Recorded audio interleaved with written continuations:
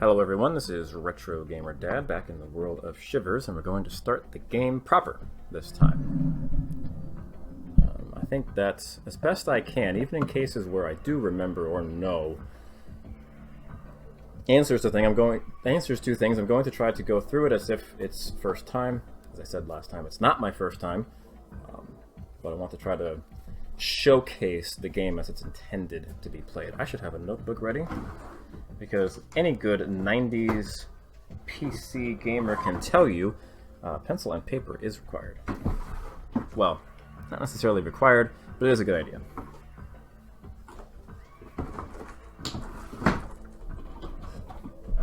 I seem to have lost my pen.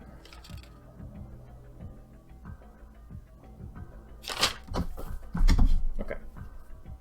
I have this one. Hasn't been working very well on me. Hopefully it works this time. So, fix that real quick.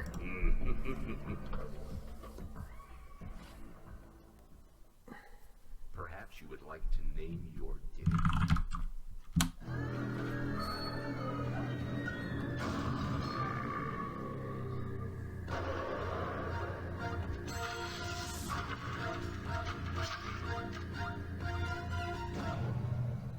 This stair was kind of your idea, you know.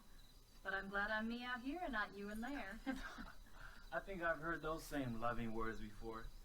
Like the time you guys dared me to spend the night at that cemetery. Oh, yeah. You know, if you die in the museum tonight, I'll make sure she gives a eulogy at your funeral. We never would have made you spend the night here if you hadn't talked about this place so much. Yeah, we thought you'd been kind of, well, obsessed, thinking you hearing voices and stuff coming from the museum and all. Too weird for me. Hey, you know, maybe they're the voices of those kids who disappeared 15 years ago. Right, the police never found the bodies. Or the killer. Yeah, and my sister, you know, Julie, the one in college, says Professor Windelnuck went insane. He viciously murdered them and then buried their bodies in the basement of the museum. Uh-huh. Well, what if he's hiding in that creepy museum right now, just waiting for another victim? Yeah, and the ghosts of his victims are calling out, warning you. Ring, ring. Hello? I think it's for you.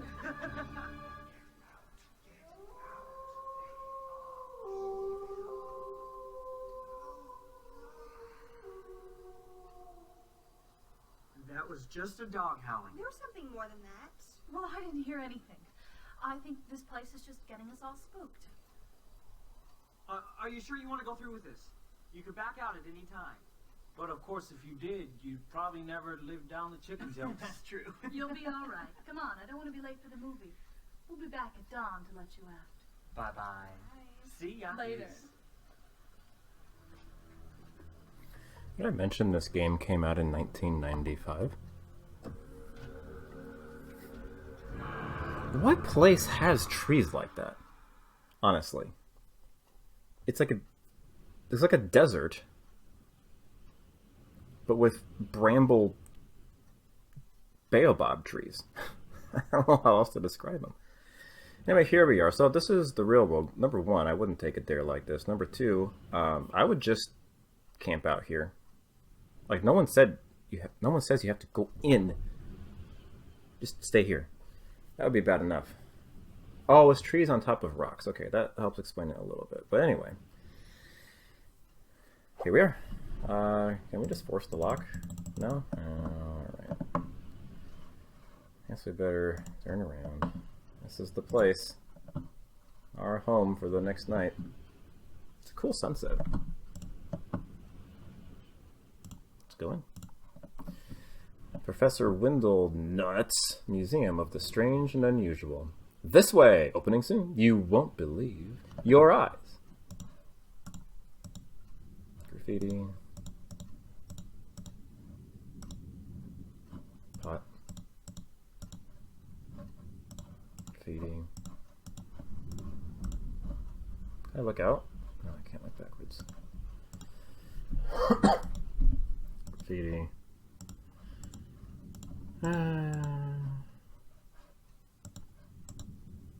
Okay.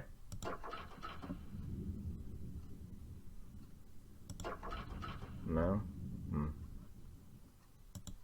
Welcome to Professor Windelnutt's Museum of the Strange and Unusual. Unfortunately, the museum is still preparing exhibits and hopes you will visit when we open sometime in the near future. Alright. Now what? We can kind of see the view from here. Look at this place. There's no town. There's supposed to be a town around here. Isn't there? Nothing.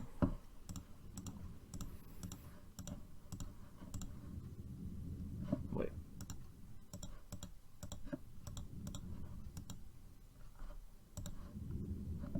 Huh.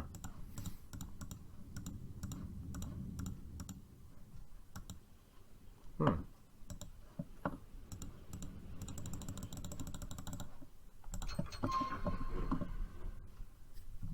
Should we read his mail? Is there a statute of limitations on mail theft?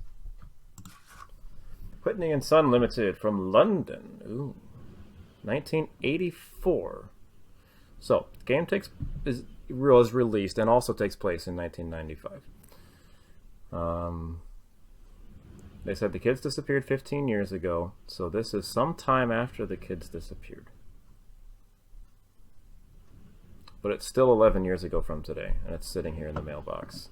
So I'm guessing that this Windlenut guy is probably not hanging out in the museum waiting for us. Just a guess. Look how stamps are 23 cents. Sir Hubert Windlenut, Museum of Strange and Unusual, Route 27, Mount Pleasant, O. Something 393.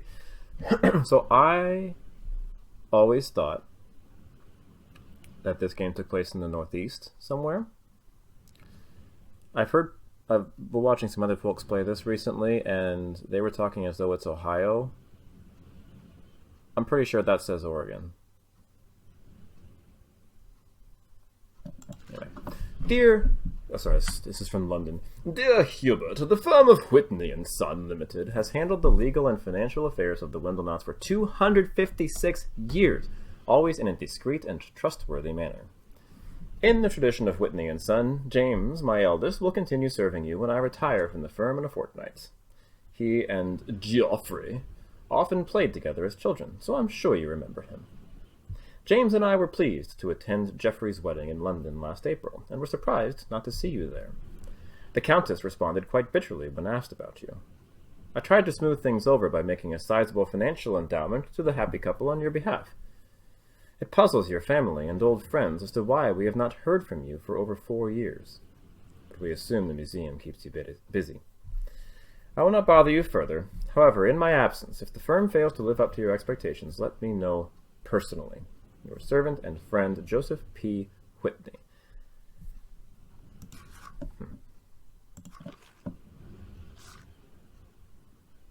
29.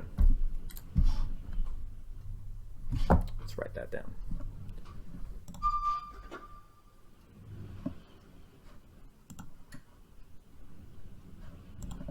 So we went this way. Might as well go this way, I guess. What's this over here? Can I look at it? No. This part of the fence, I guess. Weird arch thing. Quiet, you. I would expect a lot more weeds and things. Like some stones. You're not willing to step in like 2 inches of barely moving water.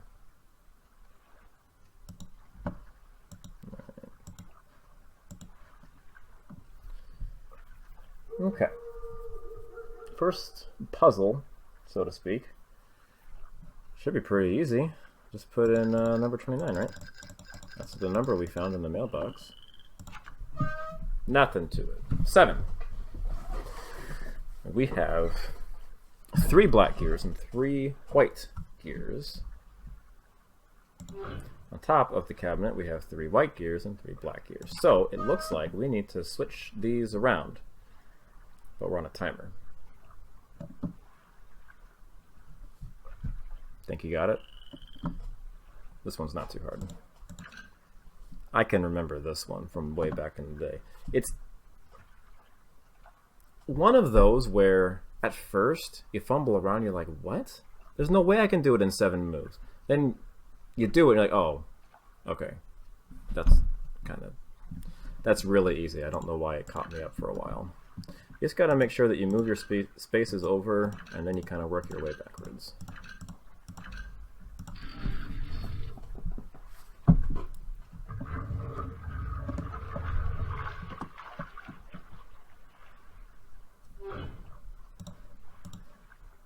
That raises the stones.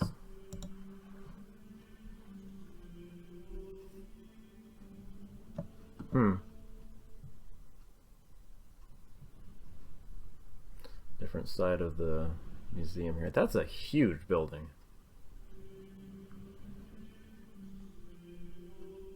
That's like 7 or 8 stories tall. Isn't that? That's what it looks like.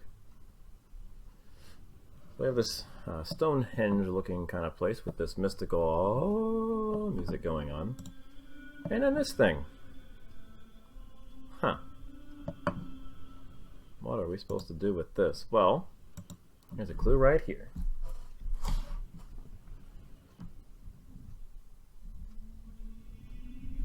So that kind of cross in a circle is in a kind of sandy color. It looks like we're looking for 6 of them.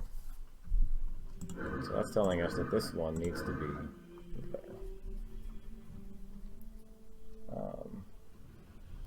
So I'm going to rewrite this differently. I'm going to have green, brown,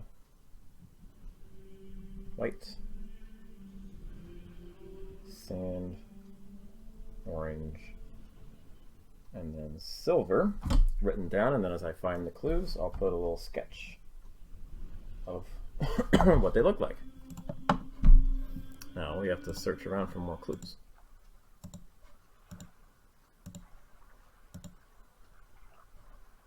There's a bench. The bench is brown and has quiet.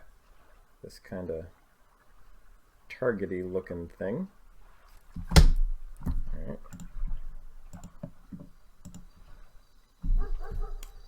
This odd little pyramid thing has a kind of a Stussy-esque looking thing on white. Ooh, can we look back here? Yep.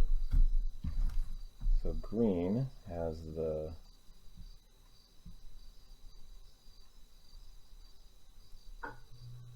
kind of sun flare or twirly thing.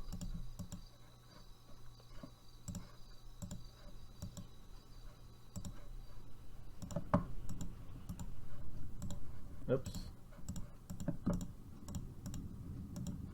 Well, we saw this guy.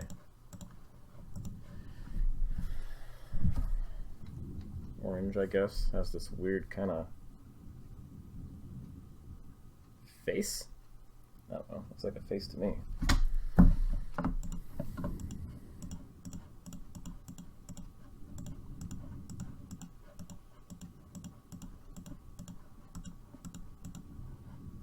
Now here, silver has arches. All right. Let's go put those in place.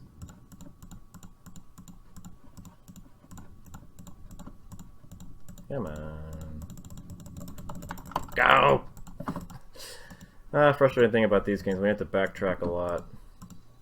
It sometimes feels really slow. Come on, let's go. Alright. Green is that. Brown is the target. White is the S.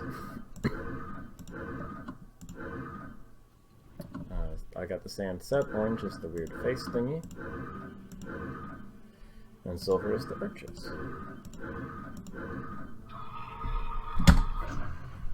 We're in, boys. Alright, I don't really have a timer going, but I'm going to call it here for now. We have found what looks to be our way in, and next time we will enter the museum